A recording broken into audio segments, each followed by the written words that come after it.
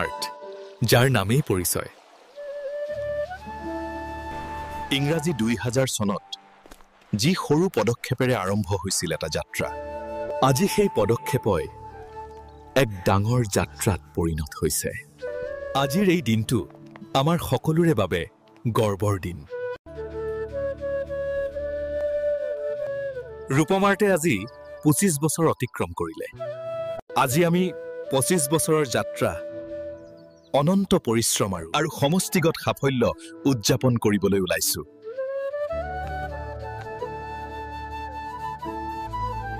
কাৰণ অতীতৰ যাত্ৰা আমাৰ গৌৰৱ, ভৱিষ্যত আমাৰ লক্ষ্য। সকলো সহকৰ্মীৰ একতাৰে আজি আমি এই উচ্চতালৈ আহিছো। মই ৰূপম আৰ্টৰ সদস্য হ'বলৈ পাই নিজকে সৌভাগ্যৱান বুলি ভাবিছো। আজি আমি গৰ্বেৰে ক'ব পাৰোঁ, অতীত আমাৰ শক্তি, বৰ্তমান আমাৰ সফলতা আৰু ভৱিষ্যত আমাৰ স্বপ্ন। ইয়াৰ মূল গুৰিতে আছে ৰূপম আৰ্টৰ স্বত্বাধিকাৰী শ্ৰীযুত দিলীপ কলিতা। সততাৰ পোহৰে যাৰ জীৱন উদ্ভাসিত, সঁচাকৈয়ে তেওঁ এজন অতি সৎ মানুহ। তেওঁৰ দৰে নিষ্কলংক মানুহ বৰ কম পোৱা যায়। আহক এই ৰূপালী জয়ন্তীক সোণালী ভৱিষ্যতৰ প্ৰতিশ্ৰুতিৰ দিন হিচাপে ধৰি ৰাখোঁ।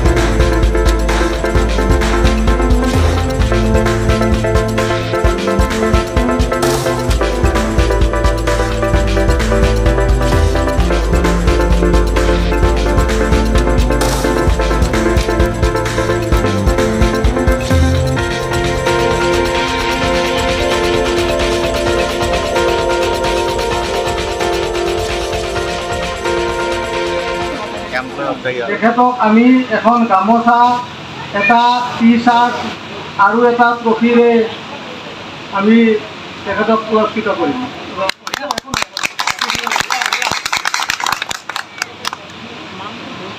চিম্পল চিধা চাকা একদম মানে আজিৰ ডেটত তেনেকুৱা মানুহ পোৱা একদমেই টান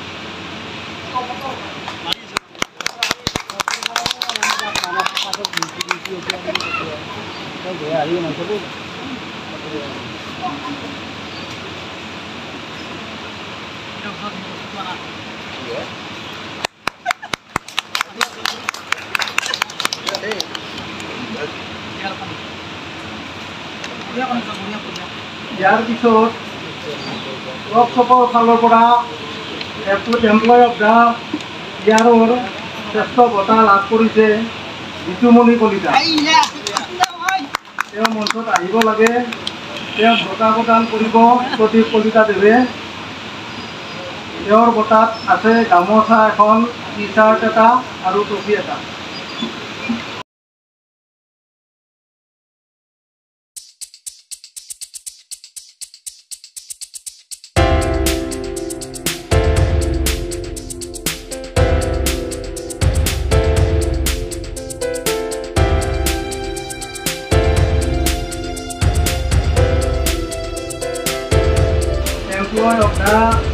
ইয়াৰ পিছতে আমি অইন এজন কৰ্মচাৰীক অন্য এটা ভাষাৰে আমি স্বীকৃতি প্ৰদান কৰিছিলোঁ তেওঁক আমি award of the year excellence অৰ্থাৎ উদগনি আৰু উৎকৃষ্টতামূলক যিটো বঁটা সেই বঁটাটো আমি দিম বুলি মঞ্চস্থ কৰিছোঁ আৰু এই বঁটাটো লাভ কৰিছে নৱজ্যোতি কলিতাই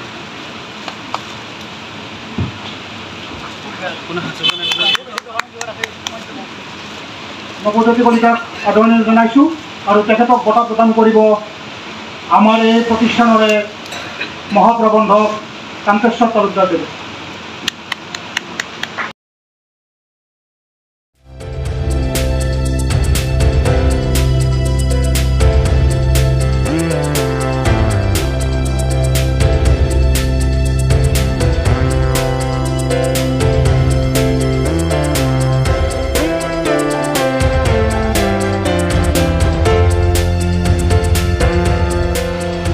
ইয়াৰ পাছতেই ইয়াৰ অফ দ্য মান্থ এৱাৰ্ড লাভ কৰিছে সঞ্জীৱ কলিতা তেখেতক বঁটা প্ৰদান কৰিব আমাৰ এই কৰ্মশালাৰে প্ৰবন্ধক গৌতম তালুকদাৰ দেৱে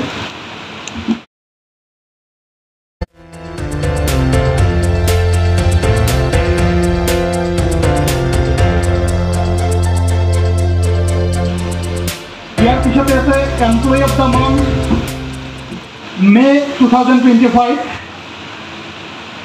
এই বঁটা লাভ কৰিছে Rimli Barman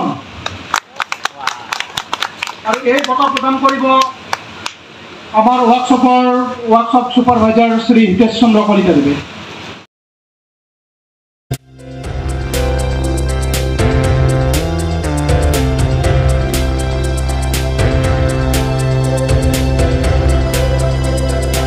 Employee of the month, June 2025.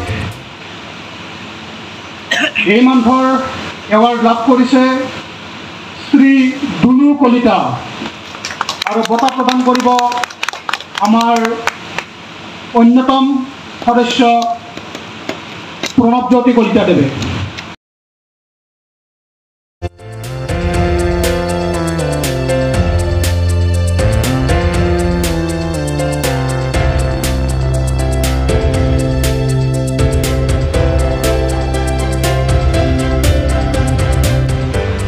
Employee of the month, July 2025. The award goes to Mintu Burman.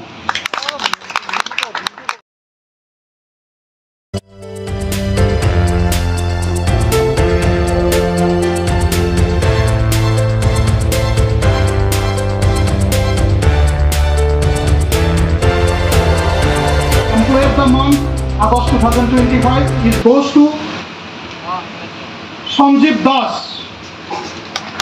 আৰু এই বঁটা প্ৰদান কৰিব আমাৰ ফাইনেন্সিয়েল হেড ঈশ্বৰ চন্দ্ৰ বৰুৱা দেৱে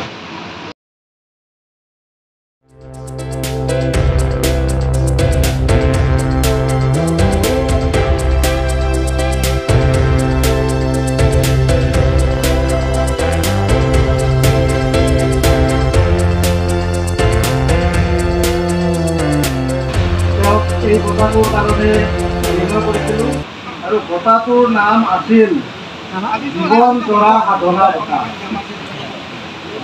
এনেকুৱা বঁটা এটা প্ৰদান কৰাৰ কাৰণে আমি আগবাঢ়িছোঁ, চেষ্টা কৰিছোঁ।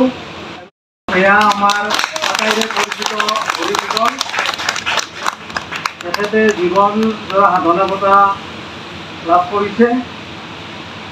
তেখেতক আমি প্ৰথমে এখন পুৰণ গামোচাৰে সম্ভাষণ জনাম আৰু সম্ভাষণ জনাব দিলীপ কলিতাৰে।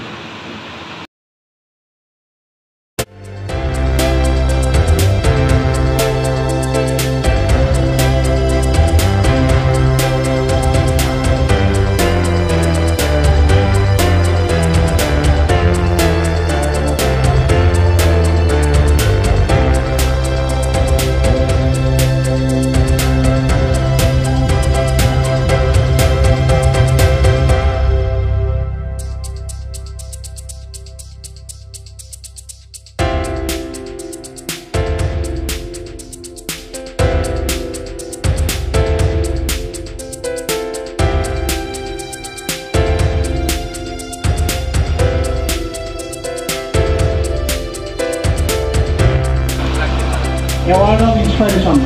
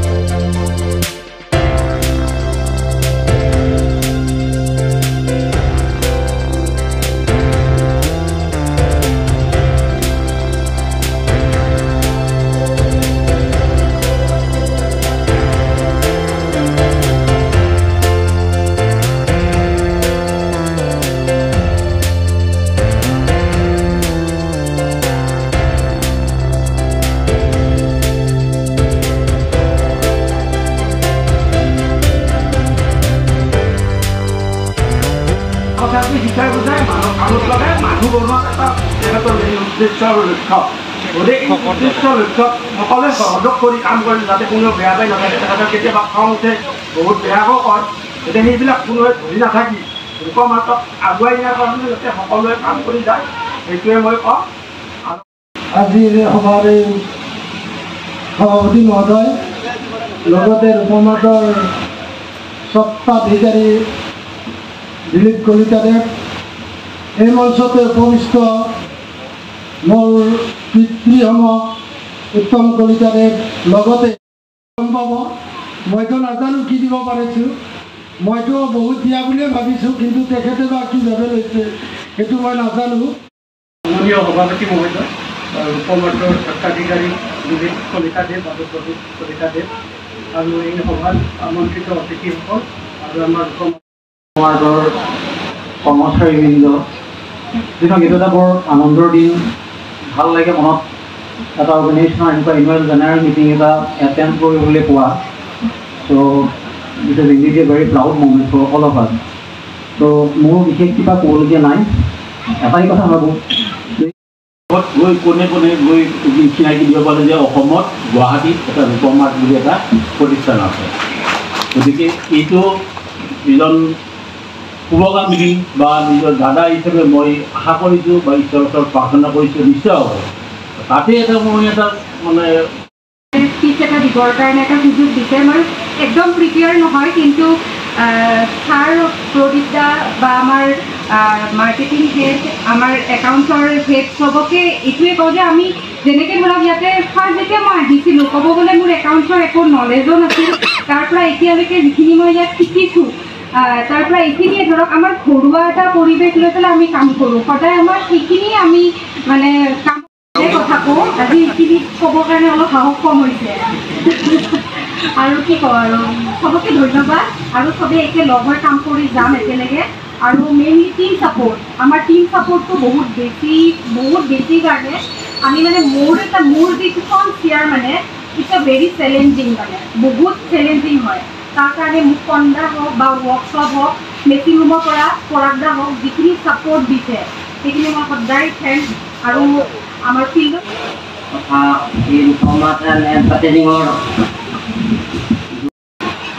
তেখেতে কৈছে যে মই আপোনাৰ প্ৰতিষ্ঠানত স্থায়ীভাৱে কাম কৰিব বিচাৰোঁ বোলো ঠিক আছে মই ইমান গুৰুত্ব নিদিলোঁ হয়তো তাৰপিছত তেওঁ ঠিক আছে মই ভাবি চাম আপুনি মোক বায়'ডাটাখিনি দিব তাৰপিছত আৰু কেইদিন পিছত তেওঁ আকৌ আহিছে যে দিল্লীৰ পৰা মাল অনাৰ কাৰণে জজা কৰিছোঁ ইচ্ছা প্ৰকাশ কৰিছোঁ সেই দিল্লীত গৈ থাকোঁতে যিজন মানুহৰ ঘৰত মোৰ নিজৰ ঘৰৰ নিচিনা থাকিব পাৰিছোঁ সেইজন মানুহ হৈছে কৃষ্ণচন্দ্ৰ কলিতা গতিকে আজি আবেগিক হৈ মই কৈছোঁ হয়তো এনেকুৱা শুভকাংক্ষী এনেকুৱা হয়তো মানুহ হয়তো কাৰো নাই যিজন এতিয়ালৈকে কাম কৰি আছে যিজন প্ৰথম ষ্টাৰ্ট কৰাৰ পৰা একেখন বিচনাতে থাকি আমি সকলো সদস্য একোখনকৈ আলোচিত 2 ফুট বাই 1.5 ফুট চাইজৰ সকলোকে প্ৰদান কৰাৰ সিদ্ধান্ত আমি তেতিয়াই লৈছিলোঁ যে আমাৰ